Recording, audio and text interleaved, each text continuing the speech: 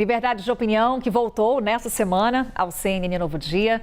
Aqui todas as terças e quintas, a partir das 7h30. Hélio Beltrão e Alessandro Soares vão comentar os principais temas do dia. É o compromisso da CNN Brasil com a pluralidade de ideias, uma das marcas da emissora. Hoje vamos falar sobre o xadrez eleitoral, PEC da segurança e o caso do Banco Master. E a gente começa com o Alessandro Soares, o quadro de hoje. Tudo bom, Alessandro? Bom dia, bem-vindo. Bom dia, Carol. Bom dia a todos. Vamos lá, Alessandro, falar sobre eleições. Notícia que movimenta a corrida eleitoral. Ronaldo Caiado agora está no PSD. Ele se filiou à legenda, que já tem Ratinho Júnior e Eduardo Leite, todos presidenciáveis da centro-direita. Alessandro, pergunta para a gente começar aqui o nosso quadro. Como a ida de Caiado ao PSD altera o cenário eleitoral?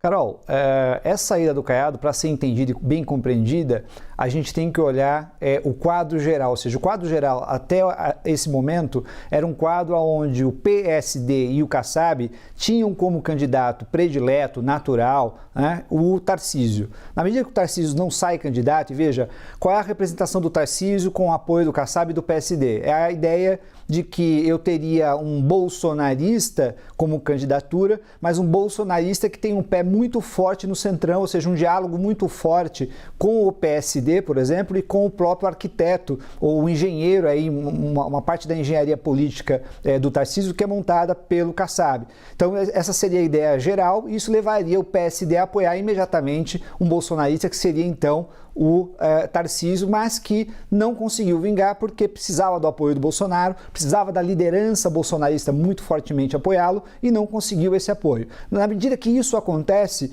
ou seja, que eles não conseguem levar a reboque, veja, o centro levar a reboque o bolsonarismo e, em parte, também o próprio Bolsonaro e a família Bolsonaro, eles ficam meio que agora na opção de tentar, de alguma forma, se agregar ao bolsonarismo. Mas isso não é necessariamente uma opção para eles. Por quê? Porque se fizer isso, eles vão mais uma vez, aí, vamos dizer assim, a reboque do bolsonarismo. E no primeiro turno, isso, em tese, não teria muito sentido, na medida em que esse centro político, esse centrão político, que tem um perfil, vamos dizer assim, mais clientelista, de ocupação de cargos, de influência geral no Brasil profundo, ele vive necessariamente, né, de espaço político. E para obter espaço político, ele tem que provar força. E no primeiro turno, como é que você faz uma negociação dessa? Então, é mais natural, nesse caso, que eles, né, saiam com uma candidatura própria. A questão é qual candidatura? E aí entra o Caiado como uma tentativa, pelo menos, ou seja, é um sujeito que está, vamos dizer assim, em reta final de carreira política, que vai para a última tentativa à presidência da República, ainda que tenham mais dois candidatos dentro do PSD, o Ratinho Júnior e o Eduardo Leite, como também pré-candidatos, vamos dizer assim, à presidência da República. Vai haver uma acomodação geral ali, num partido que também não é muito fácil, vamos dizer aqui muito claramente, para o próprio Caiado, na medida em que é um partido que também tem um pé no governo, ou seja, é um partido que vai ser governo, seja, né, não importa quem vença a eleição daqui para frente, na medida que ele representa esse centrão que eu estou chamando de clientelista, ou aquele centrão que o Fernando Henrique Cardoso chamava de os partidos mais atrasados, ou seja, o atraso do país, né, no sentido positivo ou negativo, não importa aqui, mas esse é um problema fundamental que tem aí nesse cenário político, por isso que o Caiado pode sair candidato, mas num cenário muito mais complicado do que ele imaginaria. Alessandra, temos aqui o nosso segundo tema. Vamos falar sobre o caso do Banco Master, com um olhar aqui para uma das frentes, as conexões políticas. Em 2023, o Banco Master fez um contrato de consultoria com o escritório de advocacia de Ricardo Lewandowski. Informação que foi confirmada pelo ex-ministro, que destacou que retornou às atividades de advocacia em abril de 2023, depois de deixar o Supremo, e que deixou de atuar em todos os casos ao assumir o Ministério da Justiça e Segurança Pública. Pergunta que faço aqui ao Alessandro. A consultoria jurídica do escritório de Ricardo Lewandowski ao Banco Master atinge o governo? Olha, o ministro Lewandowski, que tentou ser o mais, né, se a gente olhar todos os casos que estão surgindo, as relações pessoais do Daniel Vorcaro e do sistema financeiro com os governos e com o governo atual, você vai perceber que no caso do ministro Lewandowski é o que tem menos problema, na medida em que ele mesmo recua, veja, ele tem um contrato, ele reconhece que tem esse contrato, ele não esconde esse contrato, ele vira ministro da Justiça, ele diz, olha, veja, não é contrato só com o Banco Master, eu tenho um escritório de advocacia, eu advogo, veja, eu tenho até um posicionamento muito radical com relação a essa questão da advocacia, de ex-ministros, etc. Mas veja, ele tomou toda a precaução necessária, ou informou todo mundo que era necessário informar, saiu do escritório no momento que se torna ministro da Justiça e fez, até o momento você não tem nenhum elemento para dizer que tem algo, vamos dizer assim, de ilegal ou mesmo até mesmo, olha só, de imoral. Mas vale dizer aqui que o Vorcaro, ele não inventou toda essa questão que está hoje envolvendo o Vorcaro, ele não inventou o lobby. O Vorcaro e nem o Banco Master, eles não inventaram essas táticas e estratégias de aproximação de autoridades, utilizando o poder do dinheiro, utilizando contratos, convites para palestras, eventos, financiando eventos de outras pessoas e nem com a vaidade das pessoas, emprestando jatinho ou mesmo colocando à disposição de pessoas casas, sei lá, casa em Trancoso, casa em locais onde tem muita gente rica, né, comprando, entre aspas, pessoas por vaidade. O Vorcaro não inventou nada disso. Isso já estava pré-estabelecido, eu diria que faz parte da estrutura, vamos dizer assim, da política brasileira, que o poder econômico sempre fez isso de alguma forma, ou seja, não é uma corrupção direta, mas é uma espécie de comprar a amizade, a gente pode botar uma aspas bem grande aí nessa amizade comprada, embora normalmente quem é comprado nessa amizade acha que tem uma amizade de verdade. Então veja, o Vorcaro não inventou nada disso. O que ele fez, na verdade, foi utilizar de maneira muitas vezes indevida esse tipo de situação, e a dúvida que fica em primeiro lugar, a questão de ordem ética e moral com relação às autoridades públicas que se comportam dessa forma. Daí a necessidade de uma discussão, e olha só, de questões de códigos de conduta, não só no Supremo Tribunal Federal. Isso envolve também o Superior Tribunal de Justiça, o STJ, isso envolve Poder Executivo e também Poder Legislativo de maneira geral.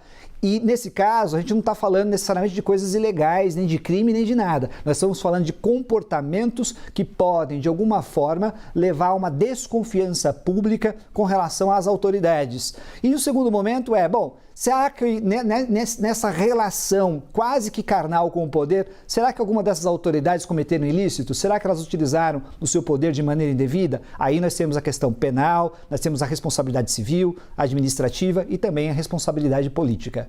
Vamos ao nosso terceiro tema, então, Alessandro, que é a PEC da Segurança Pública. Teve uma reunião de alinhamento sobre a pauta do Legislativo de 2026 e a proposta apareceu no calendário da Câmara para depois do Carnaval. Mas é um texto, Alessandro, que ainda é motivo de críticas do governo federal. Uma PEC que, inclusive, já gerou atritos entre governo federal e governadores, entre governo e oposição. E aí eu te pergunto, Alessandro, do jeito que o texto está, atende às demandas da sociedade?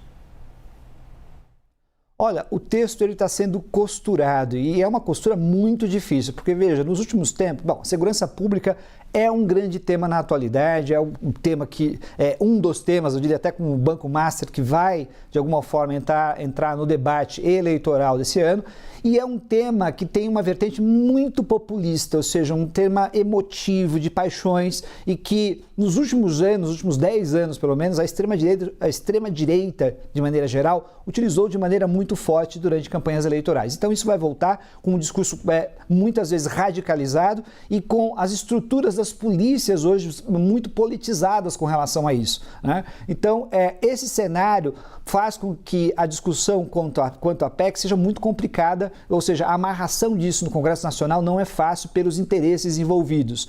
A resistência que eu acredito que tem surgido muito fortemente com relação à PEC vem dos estados de maneira geral, porque eles perceberam que tem aí um nível de, quando você tenta centralizar informações, dados, quando você tenta criar parâmetros nacionais para inteligência, né, para um comportamento policial mais racional, etc., você acaba tendo mais dados e informações daquilo que está acontecendo nos estados. E isso pode ser uma situação que as polícias estaduais, de maneira geral, e que polícias que pressionam deputados, polícias que pressionam governadores, né, interesses corporativos de maneira geral, que tentam bloquear esse tipo de situação porque tem medo de perder o controle e ter os seus dados e informações gerais, né, centralizadas no âmbito nacional, o que para eles seria uma fragilidade. Então você vê muita resistência nas polícias, porque também tem uma certa desconfiança, vamos dizer assim, do governo central com relação às polícias locais, ou seja, com relação à corrupção, com relação à infiltração do crime organizado, com relação a abuso de autoridade, com relação a excesso do uso de violência, assim por diante. E as polícias não gostam de que o governo federal olhe para eles dessa maneira. Mas o fundamental é que seria essencial que nós tivéssemos, sim, né, um pacto, pelo menos que esse pacote, que essa PEC fosse aprovado o mais rápido possível, né, particularmente com a criação do Sistema Único de Segurança Pública, particularmente com as situações de centralização de dados e informações sobre crime no Brasil, para que nós tenhamos um enfrentamento ao crime organizado mais racionalizado. E é preciso, então, que as polícias, né, locais, né, pelo menos flexibilizem essa resistência que eles têm com relação ao projeto,